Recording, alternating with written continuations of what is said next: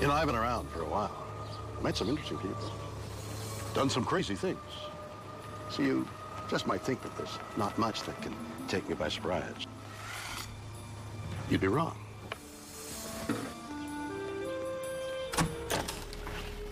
The world is full of stories, science and things that amaze and confound me. Every single day, incredible mysteries that keep me awake at night. Some I can answer. Others just defy logic. Are aliens among us? In Colorado, a farmer makes a gruesome discovery. A cow is mutilated by technology beyond human comprehension. My first thought was, they're back. Did aliens commit this ghastly crime? Across the world, thousands of people are being dragged from their beds in the middle of the night. Are they being abducted by extraterrestrials? There's nothing normal about these beings. And in the USA, an astronomer makes a remarkable discovery. A cryptic message from outer space. Could this be the first scientific evidence of alien contact? Yeah. It's a weird world, and I love it.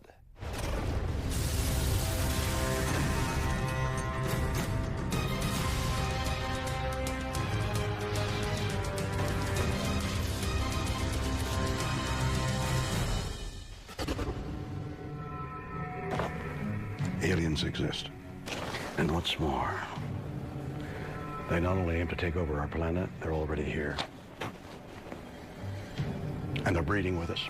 You think I'm crazy? No. Yeah. Well, maybe. But think twice. More than 15 million Americans claim they've seen a UFO, and let's face it, most of us believe that aliens are somewhere but there. But now, all over the planet, weird, unexplainable, and sometimes horrific events are telling us something else.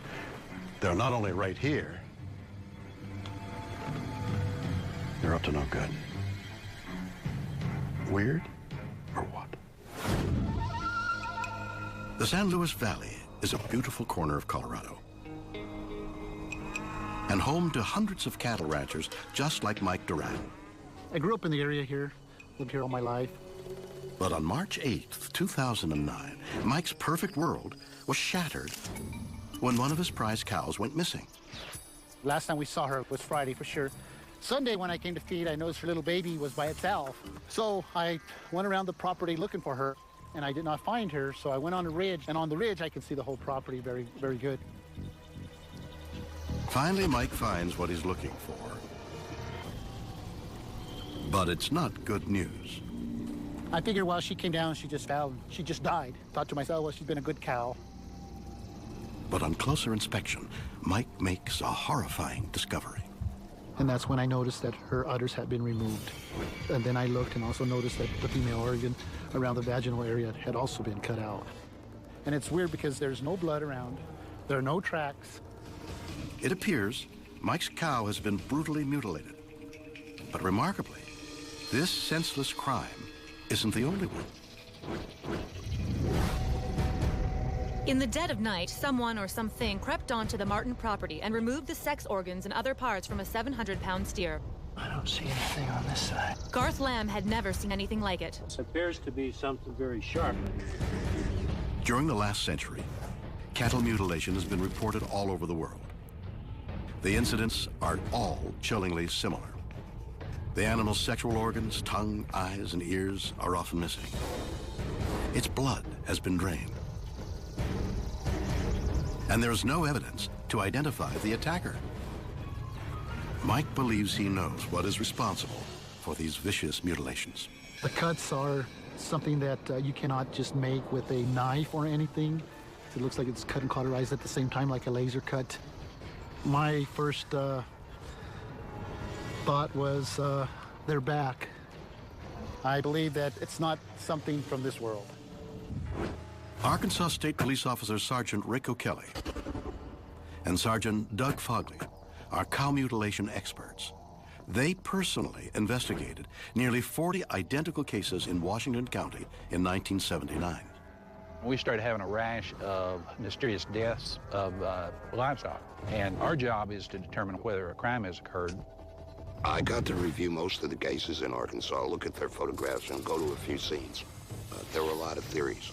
A lot of people crawled out of the woodwork. But this was a crime they had never seen the likes of before. They decided to use detective work to try and solve it. Sheriff Herb Marshall came into my office and outlined an experiment he wanted to do to determine, what might be causing these cattle mutilations. Using surveillance cameras to study sick and dying cows from the moment of their death, they hoped the experiment would reveal how injuries in the mutilated animals might occur. What we were seeing within just a couple of hours, these animals would start to bloat from the gases inside, and that would force all their organs on the outside. The eye that was turned up, that was exposed to the air, it was missing, it was gone. The tongue was missing, and the sexual organs of the animal, they were all gone. But could escaping gases account for other classic signs of mutilation? Could they produce the precise laser-like cuts Mike Durant found on his dead cow? There was a lot of talk about surgical incisions and things like that, but this was all done by flies. Anytime you have an animal like that that's laying out in the hot sun and it swells up and all its organs get pushed out through its anus, you're going to have some blood out there, and the blowflies cleaned it all up. I mean, this was a classic cattle mutilation. The flies would lay the eggs in the carcass, and within just a very short period of time, they'd hatch out into maggots, and these things they're great surgeons. I mean, they took care of it very quickly. We were able to produce that in our experiment. There's no difference in the classic mutilation photos and the photos taken by Washington County. I'm absolutely positively convinced that our experiment proved it beyond a shadow of a doubt, and the results for the past 30 years, I think, back that up. It's a compelling experiment, but questions remain. What killed seemingly healthy animals in the first place? And what about the lack of blood? Christopher O'Brien is an investigative journalist. He's been independently researching livestock mutilations since 1992. I find it very hard to believe that aliens are coming light years to harvest parts for lipinized stew or udder souffle, or for whatever reason. Somebody, somewhere, knows what is behind these perpetrators' agenda. Chris believes the answer is far more sinister.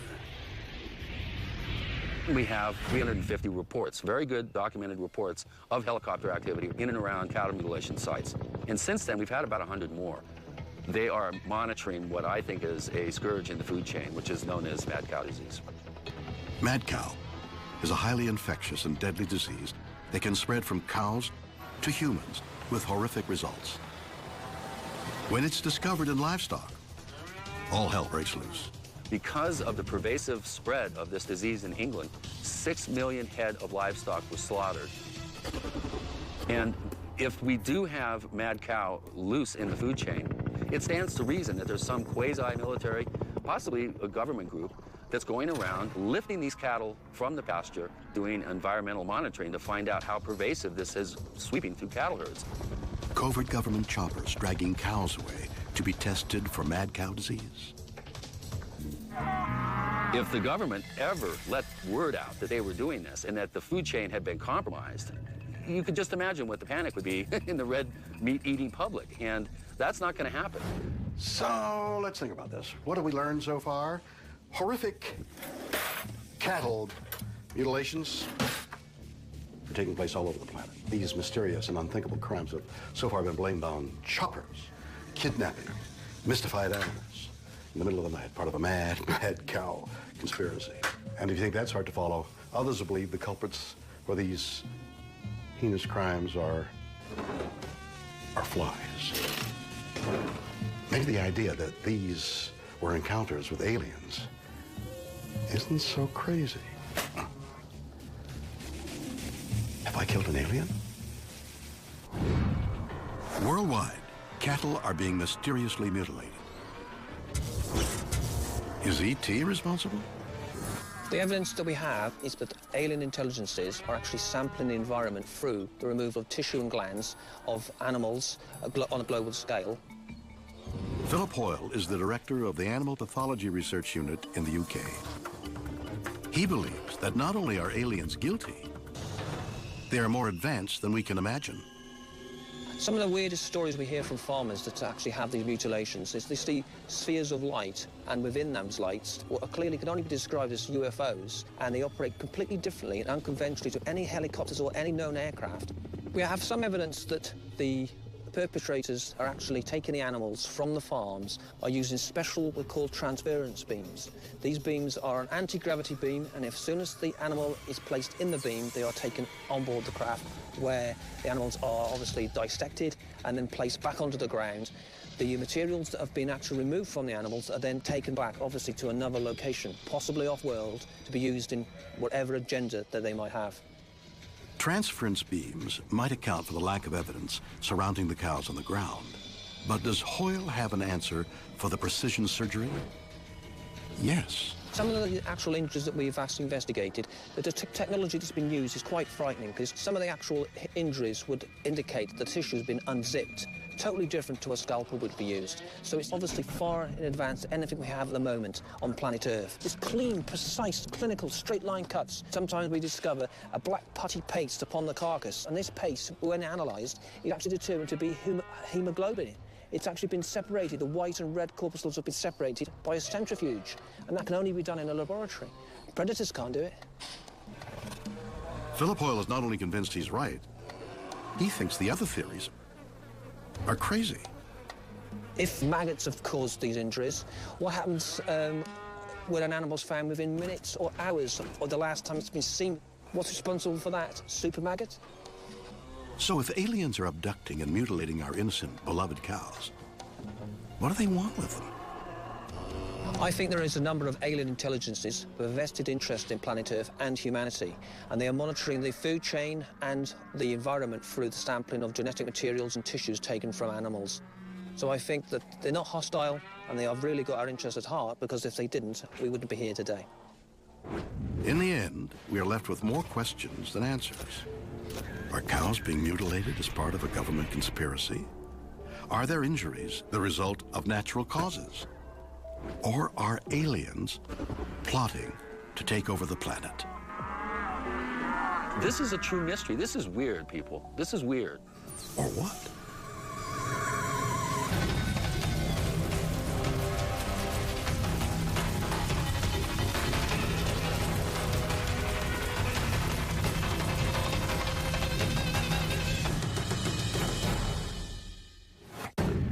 You know, I love my sleep. I sleep like a baby. In fact, there's nothing that can wake me up save for, well, never mind. But across the world, for hundreds, indeed thousands of people, sleep is a living nightmare. These chosen ones have been woken up in the middle of the night, dragged from their beds and taken to somewhere strange. Where are they going? And who? Oh! No, not there, not there! Oh, please, not there! Jim Sparks is a very down-to-earth kind of guy. I've always been considered to be an honest, logical, straightforward person. But in 1969, he experienced a string of events that would threaten his hold on reality. I kept having the same reoccurring dream, where some things were coming into my bedroom, escorting me out of my bed, through the hallway, and across the yard into the woods. At first, Jim tries to dismiss the dreams as nothing out of the ordinary. But they soon turn into something far more sinister.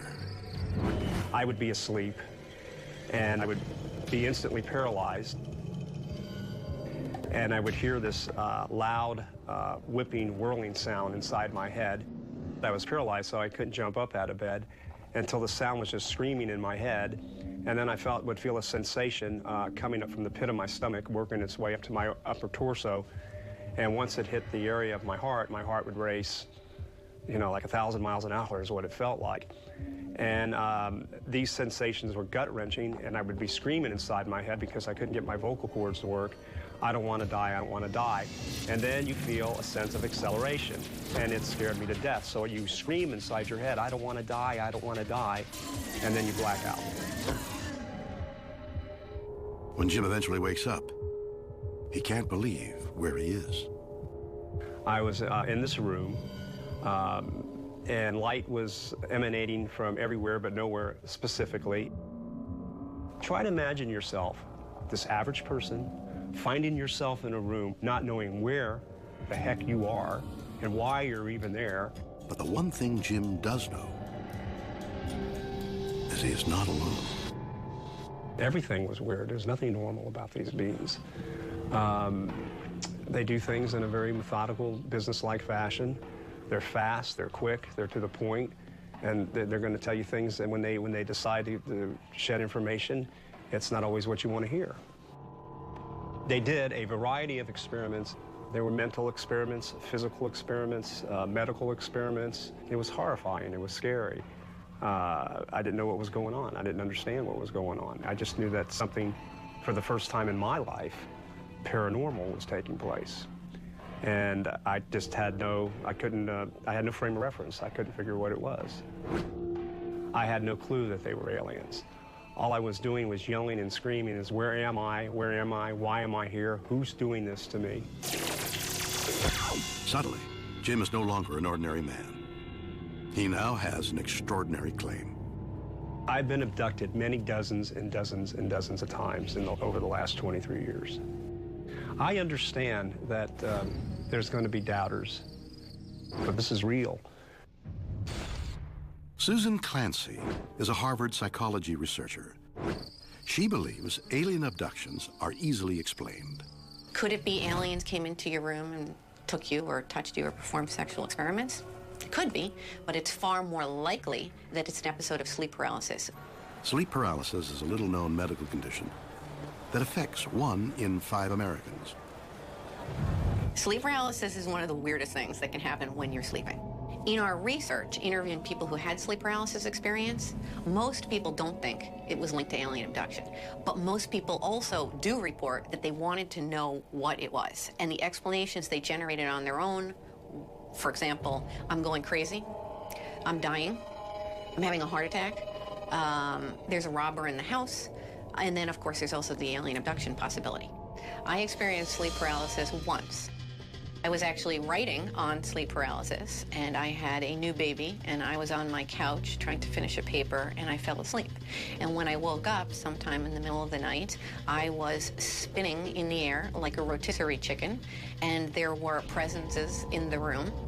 And I remember thinking, it's real. It's all real. People really are being abducted. Sleep paralysis is likely to occur when you have disruption of your sleep cycles. So, for example, if you're jet lagged, or if you're a new mom up all night with your kids, or if you're on the night shift. During sleep, neurotransmitters in the brain send out signals that shut down major muscles and prevents us from acting out our dreams. So essentially you're paralyzed when you're sleeping, which is very good. Otherwise you'd be thrashing around and beating up your partner, et cetera, et cetera. But this self-defense mechanism can backfire when your brain wakes up before your body. This behavior has been shown in clinical trials. When you experience sleep paralysis and you wake up, you're still experiencing the paralysis that accompanies sleep. So it really is this limbo state where your two sleep cycles, sleep and awake, have temporarily overlapped. You are aware of being awake, but you're still sleeping in the sense that you're paralyzed. Now imagine this. On top of that, when you experience the sleep paralysis, you were dreaming. So imagine what happens when you're having a dream, the visual images going through your head, the feelings you have. Those visual images, those feelings, that kind of dream mentation is going to leak into your waking state. It is a terrifying experience. Are thousands of people who claim to be abducted by aliens simply victims of sleep paralysis? Or can these bizarre stories be explained by something else? Neuroscientist Dr. Michael Persinger believes he has solved the mystery with a remarkable invention known as the God helmet. The helmet has little devices that generate magnetic fields. They are pulsed through the brain at very weak intensities, very much like putting your face in front of the computer screen. What controls them is a computer program, special software that translates a series of numbers from 0 to 256 through an analog to digital converter to the pattern. And the pattern we extracted from the brains of people who were having, or at least reporting, these kinds of experiences. So we replicate nature. The God helmet was designed to discover why our brains are so receptive to religious experiences.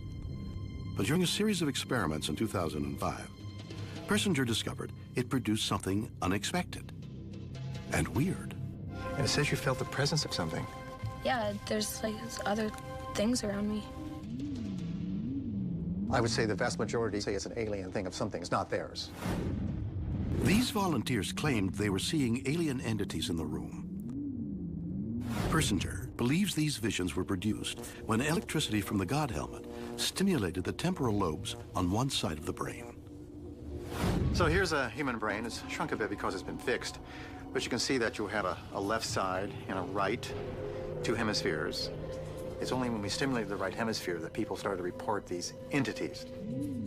So what is it about the right side of our brains that can create lifelike aliens? Let's see if I can explain.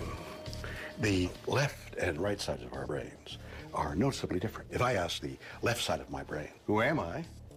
It would answer with words, smart, charming, handsome, all those obvious things. But if I ask the right side of my brain, who am I? It couldn't answer. You see, the right hemisphere doesn't understand language. It only recognizes and stores shapes and images. Fair enough. But what's this got to do with aliens? Many of the images stored in the right hemisphere of the brain represent ourselves. Persinger believes stimulating this area causes them to be projected, seemingly outside of the body, as aliens. When you're aware of it, it feels like an alien type of sense of self. It could be described depending upon the culture, everything from an incubus or succubus to an angel to a demon, to even in terms of contemporary context, in our space-oriented society, an alien. But there's just one problem. People like Jim Sparks weren't sleeping with brain-bending helmets on their heads. So how did they see aliens? Some people are more prone to it than others. These individuals pick up all kinds of small alterations in the environment, and what triggers it can be something as minor as simply a single neuron. Now, what makes that neuron fire? Well, sometimes it's the intrinsic electrical sensitivity of the person. Sometimes it can be external magnetic fields. They occur from tectonic strain before earthquakes or during geomagnetic storms. That's why you often have large numbers of people reporting these experiences, because large numbers of people are being stimulated at the same time. Artists, writers, musicians are very markedly prone to these kinds of experiences. In the ancient days, they were called the muse. You were visited by the muse from another dimension that gave you special inspiration or knowledge or even precognitive type of experiences. Today, of course, we call them alien experiences, and they're just as real to the person as the muses were to the poets of the past. Are alien abductions simply a trick of the mind? Or could they be true? One man believes we should be very afraid. Temple University professor David Jacobs has spent his life studying alien abductions. He's come to an incredible conclusion. I was not a great believer in abductions when I began this work, and now the evidence has persuaded me that alien abductions are real. Over 3 decades, Jacobs' research has stacked up numbers which are impossible to ignore. I have looked at approximately 1,100 different abduction events with about 150 people. They know that there's absolutely nothing to gain by coming to my house and saying that they've been abducted by people from another dimension or planet or whatever it is. It's all downside. There's no upside. It makes them look crazy. They don't want their names used. They don't want people to know that they're even coming here. I have worked with people who refuse to tell me their names. They just work under a fake name altogether, and I understand that. People are abducted with their families. They are abducted with strangers. They're abducted in groups. People can verify each other's abductions. Should we believe the claims of thousands of victims of alien abduction? And if so, why is E.T. coming to Earth? You know, lots of people believe that this is a benevolent phenomenon, that these are loving, caring light beings who are concerned with our well-being. But Jacobs believes the aliens have a much more sinister purpose. People have unusual experiences related to UFOs, and they can't remember what happened to them. There might be a 2, 3, 4-hour missing time period that they can't account for, and nobody else around them can account for it either. Are aliens erasing the memory of their victims? Why? Jacobs believes he can find the answer using hypnosis. I feel I'm sliding out of the bed. Are you alone at this time? No, I feel like there's something around me, beings, and they're on either side of me. I'm scared, I think. When I'm under hypnosis, I remember being examined, some sort of medical exam or some sort of medical procedure. All abductees say the same thing. They are required to lie on a table, and when they do that, a series of physical, reproductive, and mental procedures are performed upon them. They have a staring procedure whereby a gray alien will stare directly into their eyes from a distance of an inch or maybe even touching foreheads. They cannot close their eyes. They can't shift their eyes. And they can feel a sort of something happening in their mind. It might be flashes of images, it might be an evocation of feelings, it might be all sorts of things that these beings want to have happen. If it's a woman, eggs are taken. If it's a man, sperm is taken. Why would aliens perform these brutal acts? When Jacobs digs deep, he uncovers something bizarre. Yeah. There was one experience I can remember with a small baby. I don't know what you would call it. The baby that I was holding was very pale colored, seemed very weak to me, and didn't have a lot of hair. And I felt like I was comforting it somehow. So that was my experience with this baby. And it was, it's a small fleeting memory in the entire experience. And it was puzzling to me because I didn't understand it. They all describe unusual looking babies or children who look sort of like a cross between alien and human. There was a spectrum. Some looked more human and others looked more alien. Jacobs believes there can only be one answer. Aliens are breeding with humans. Why are all sorts of people describing this? We think that this is an integration program into the society. Why it's an integration into the society, I don't know. We don't know that. That is the main question in abduction research now. Why? Abductees are not told why, and therefore we don't know why. Now, if this were psychological, we'd know why. They just make it up like they're making everything else up. And we'd have a variety of whys, but we really do not know why. It's adding up to the exploitation of one species over another. I fear for my kids and everybody else's kids. I fear for the generations coming up. I don't think that they're going to be leading the lives that they think they're going to be leading. Are aliens abducting innocent people in order to create a breeding program and take over the planet? Are they walking amongst us? Whatever the answer, this story is definitely weird, or what? August 1977. A mega telescope records what could be the most important broadcast in history. Could this be the first proof of contact with alien life? Weird, or what? If we're to believe that, not only do aliens exist, but they're here and breeding, half human, half alien children. Most sane, normal people are going to want something more concrete than some theories by, nut jobs. We're looking for something a little more substantial, like scientific proof, right? Well, here it is. In 1977, Jerry Amon was a university professor with a unique hobby: hunting for alien life. I was actually a volunteer at the Ohio State University Radio Observatory. Jerry's job was to study data from a giant telescope called the Big Ear.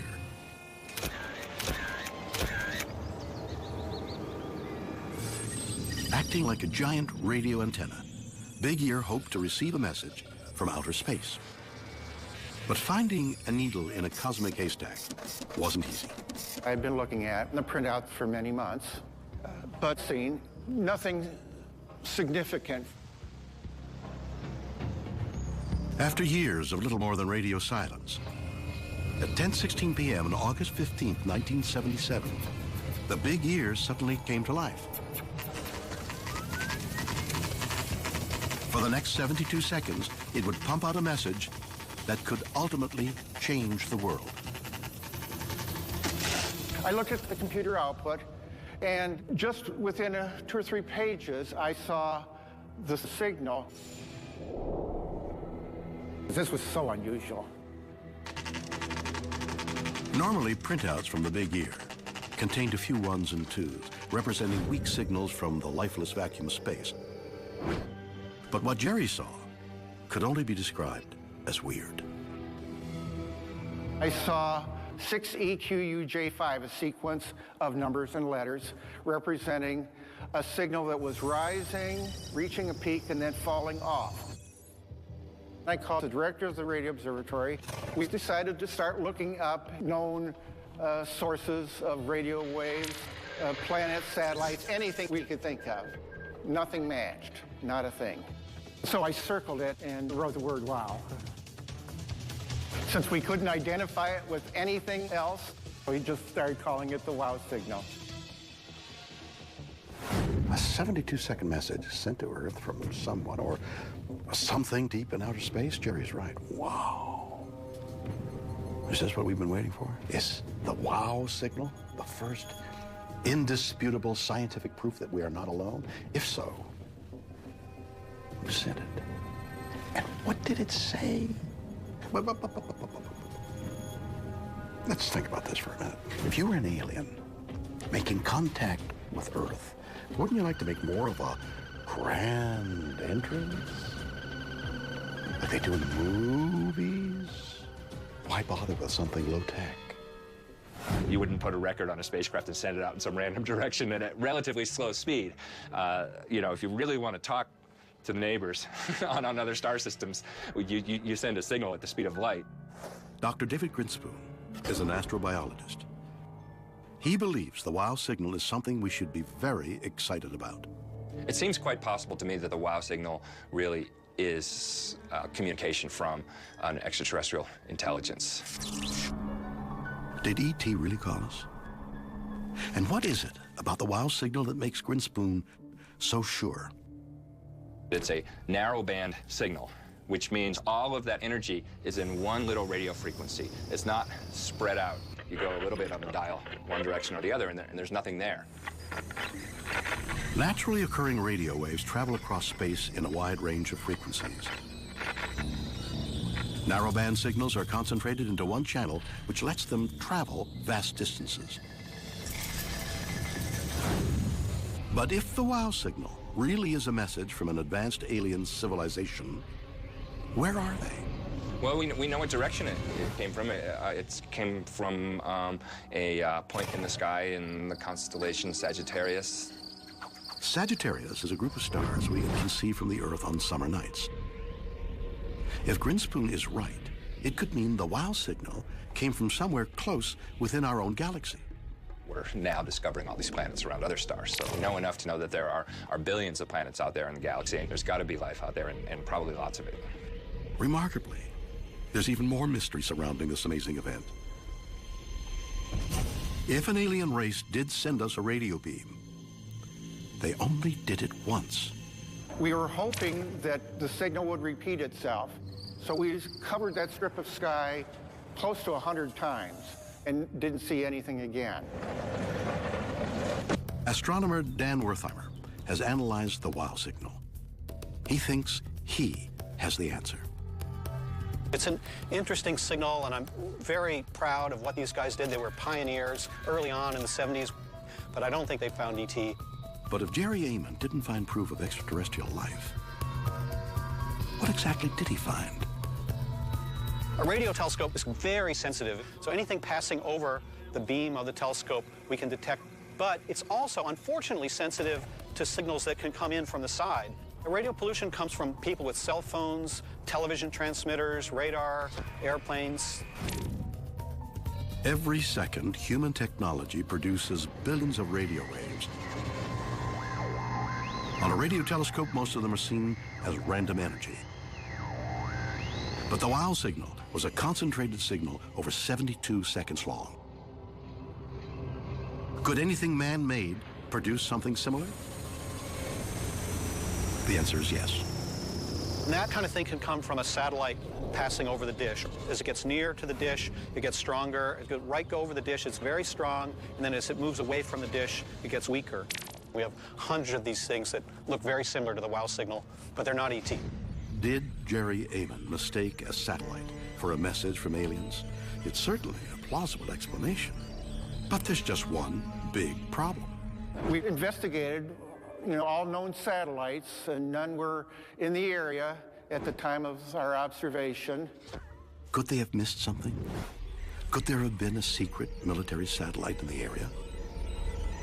A satellite closer in, 300-400 miles off the Earth's surface, would have moved so rapidly, we wouldn't have got the beam shape that we observed.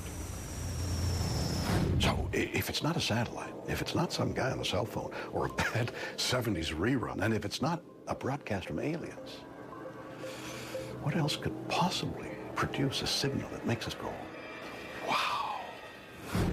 Caleb Scharf is an astronomer who peers into the deepest regions of space.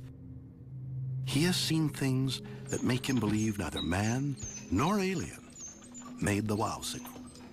There's a lot of weird stuff happening in the universe. The universe, it may look quiet when you're standing outside on a peaceful night, but the truth is there are phenomena in the universe that are explosive, violent, and changing all the time. And sometimes we see that energy as bursts of radio emission, even bursts of X-ray light. The space weirdos Caleb refers to are things like neutron stars, the leftover cores of once great stars, and supernovas, the explosive results of when even bigger stars die. But one of the weirdest are black holes. We think that black holes form when a really massive star burns through all its fuel and can no longer support itself against the force of gravity. Its own weight crushes it. The truth is, as material drops into a black hole and gets shredded by the intense gravitational field, it releases energy back out into the universe. And that energy can be in the form of X-rays, of light, and of radio waves. It's as if, after the black hole has a meal, it burps. And that burp can be heard across the universe. So, the WOW signal, the thing that we thought might be the first message from an advanced intergalactic civilization, and one of the greatest moments in human history, is just a black hole belching after gulping down a nebula too fast. Is this guy for real? And does it explain the biggest mystery of all? Why we only heard the WOW signal once, I'm not sure it does. Excuse me. There are many phenomena out there that may only happen once in a human lifetime. So imagine you're in a big stadium. There are 20,000 people around you, and they all have cameras with flashes. You'll see a flash, and you'll try to locate it. The problem is, it's almost impossible to know exactly who used their camera at that moment. The WOW signal is kind of like that. But we know that there are many incredibly interesting phenomena in the universe, like neutron stars getting cranky, black holes burping, that do just this. It's like flashes going off in a stadium, and we're at the center, and we're trying to understand what's happening. Is the WOW signal just some freaky radio transmission from Earth? Was it the bizarre burp of a black hole? Or could it be the first real proof of alien life? Whatever the truth, it's definitely weird. Or what? So there we have it. Strange and mysterious stories of encounters with aliens. In Colorado, a farmer discovers a cow mysteriously mutilated by unknown forces.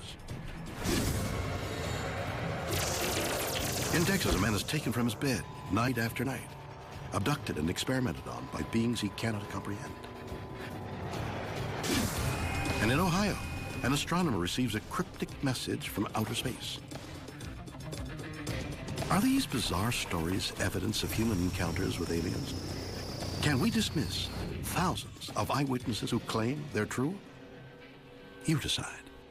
Join me again next time for more stories that will undoubtedly be weird or what?